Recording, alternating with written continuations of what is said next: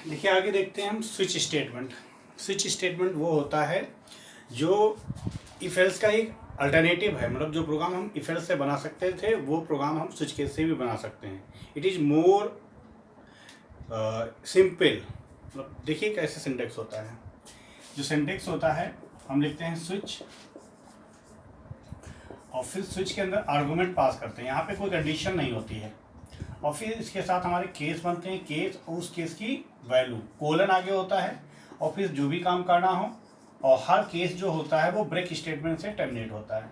इस तरह से जैसे एल्स इफ एल्स में बहुत सारे कंडीशन बना सकते थे, उसी तरह यहाँ पे हम बहुत सारे केस बना सकते हैं और ब्रेक हो जाएगा। ये लास्ट में वहाँ एल्स होता था, यहाँ पे डिफॉल्ट होगा और इसके आगे भी कोलन है और ब्रेक। देखिए हमने कहा ये इफ एल्स का ही अल्टरनेटिव है। It is more suitable for the equality operator.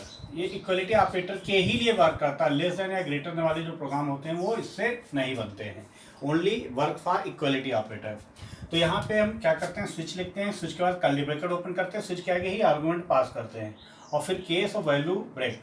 अब वैल्यू जो होती है वो आर्गूमेंट की इंटीजर है, कोई मतलब कांस्टेंट वैल्यू होगी, यही लिखते हैं यहाँ पे। और फिर जो भी काम करना हो ब्रेक। अब इसमें जैसे इफ एल्स में कंडीशन होती थी, जो कंडीशन ट्रू हो जाती थी रेस्ट आप फिर फाइंड नहीं होती थी। उसी तरह यहाँ पे आर्गूमेंट पास किया, अगर वो आर्गूमेंट वो वैल्यूज की इससे मैच कर गई तो ये एग्जीक्यूट कर जाएगा और ब्रेक हो जाएगा, मतलब उससे बाहर ले आएगा। रियल एक क्वेश्चन देते हैं, जैसे कहा जाता है तो आपने संडे मंडे वाला प्रोग्राम बनाया था इफ एल्स से, तो अगर वो प्रोग्राम आपको इससे बनाना है तो देखिए कैसे बनेगा। हमने यहाँ पे क्लास बना ली, कोई भी ले ली, फिर पब्लिक स्टैटिक वॉइड मेन, यहाँ पे एक आइडेंटिटी नंबर पास किया, फिर स्विच लगाया, स्विच के अंदर वही नंबर पास कर दिया आर्गूमेंट। फिर हमने कहा अगर केस 1 है, केस 1 का मतलब एन की वैल्यू क्या है, 1 है, तो पहला दिन कौन सा होता है, संडे होता है, तो SOPLN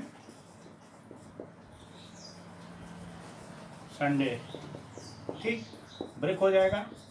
इसी तरह आपके दिन कितने होते हैं, 7। हमने कहा केस 2 है तो आपको क्या प्रिंट करना है, SOPLN मंडे,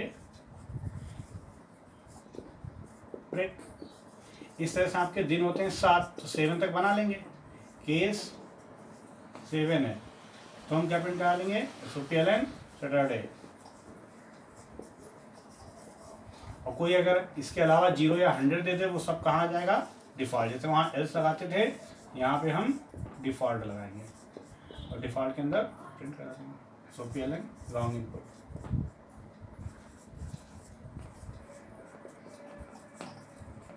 अब लास्ट में ये ब्रेक आपका ऑप्शनल होता है। ये स्विच बंद हो गया, ये वन बंद हो गई, क्लास।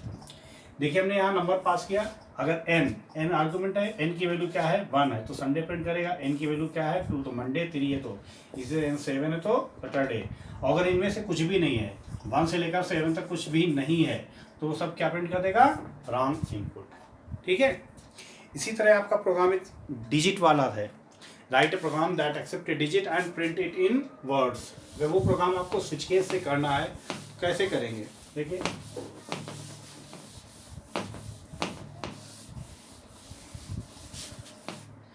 हम यहाँ पे करेंगे क्या, सबसे पहले क्लास एक बना ली डिजिट नाम की, फिर पब्लिक स्टैटिक वॉइड मेन, और यहाँ पे एक आइडेंटिटी डिजिट पास कर दिया। डिजिट या वेरिएबल कुछ भी हो सकता है, n भी हो सकता है, x भी हो सकता है और d भी हो सकता है। फिर यहाँ पे स्विच, स्विच का एस स्मॉल ही होता है, केस सेंसिटिव है, स्विच एक कीवर्ड। और यहाँ पे हमने डिजिट आर्गूमेंट में पास की, हमने कहा अगर केस 0 है मतलब d की वैल्यू 0 है, तो 0 है तो क्या प्रिंट करना है, SOPLN 0, ठीक, ब्रेक हो जाएगा। उसी तरह हमने कहा अगर केस 1 है तो 1 पे आपको क्या प्रिंट करना है, SOPLN 1, उसी तरह ब्रेक हो जाएगा। आपको 0 से लेकर कहाँ तक डिजिट होती है, 0 to 9 होती है, तो हमने कहा अगर केस 9 है तो 9 पे आपको क्या प्रिंट करना है, SOPLN 9।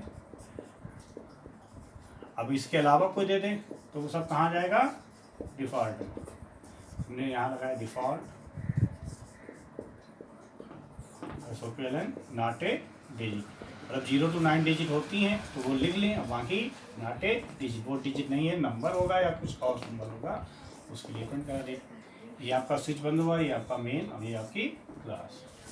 ठीक, डिजिट पास किया, आर्गूमेंट में हमने डिजिट दी, अगर 0 होगा तो ये प्रिंट कर देगा। ठीक, 0 के लिए आपका क्या आएगा, अगर डी की वैल्यू 0 है तो ये, डी की वैल्यू 1 है तो ये, और डी की वैल्यू 9 है तो ये, और इसके अलावा कुछ भी है तो डिफ़ॉल्ट आपका चलेगा। ठीक है, मतलब 0 1 2 3 4 5 6 7 8 9 तक बनाएंगे, और 9 के अलावा कुछ भी होगा तो डिफ़ॉल्ट में जाएगा और आपका ये प्रिंट कर देगा। इसी तरह आपने एक प्रोग्राम देखा था, एक कैरेक्टर को चेक करना है वावेल या कॉन्सोनेंट, तो वावेल या कॉन्सोनेंट चेक करना, तो वो भी प्रोग्राम आपका से बन जाएगा। वो देखिए कैसे बनेगा, ये आपका वही है, कैरेक्टर नाम की हमने क्लास बना लिया, कुछ भी चेंज करना तो देखिए क्या करते हैं।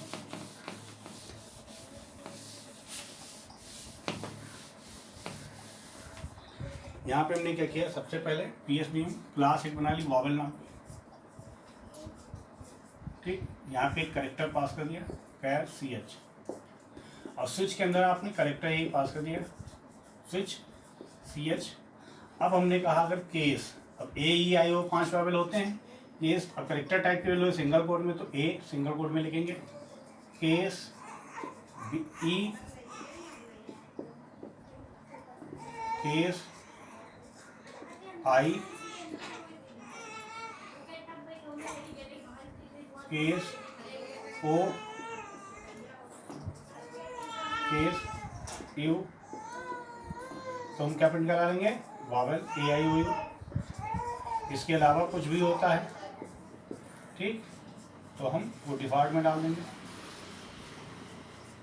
Default consonant.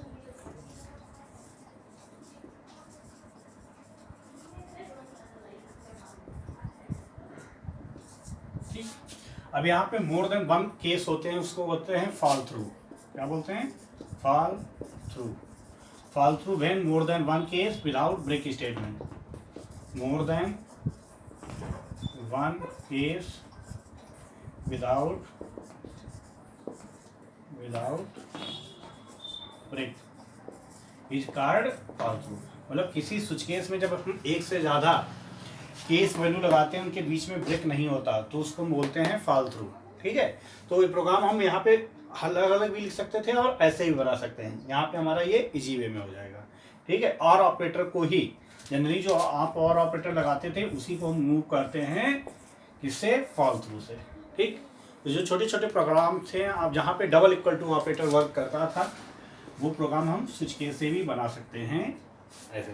ठीक, तो इस तरह से आप प्रोग्राम थोड़े प्रैक्टिस करिएगा, प्रोजेक्ट वाले क्वेश्चन करिएगा और करिएगा, बाकी आगे देखिए।